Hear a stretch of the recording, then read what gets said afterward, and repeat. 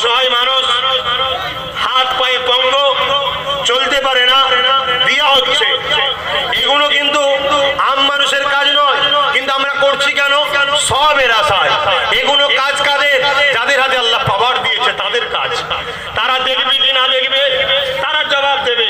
কিন্তু আমরা মানবতা প্রেমিক মানুষ, আমার রাসূল বলেছে অসহায়ের যে সাথ দেয় আল্লাহ তার সাথ দেয়। তাই আমরা এই অসহায় ভাইকে একটা হুইল চেয়ার গিফট করছি। আমি ইজাজত দিচ্ছি, আমার ইমাম সাহেব ভাই আপনি একটু দিয়ে দেন ভাইকে, কেন সময় বড় সংক্ষেপ।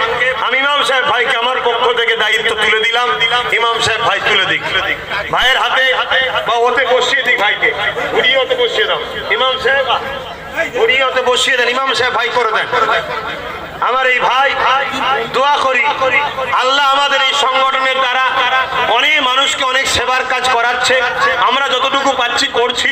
এই অরাজনীতি ধর্মীয় সংগঠন, আপনারা এই অরাজনীতি ধর্মীয় সংগঠন আহলে সুন্নাত ওয়াল জামাতের সবাই মেম্বার হবে, সবাই সাথ দেবেন। বলুন ইনশাআল্লাহ, বলুন ইনশাআল্লাহ। ভালোবাসার দাবি রইল, প্রতি জুম্মার দিন আমি থাকি, 10টা থেকে দরবারে আলোচনা করি, ওখানে গিয়ে শুনবেন সংগঠন করতে গেলে কি করতে হয়। আজানটা হয়ে যাক, তারপর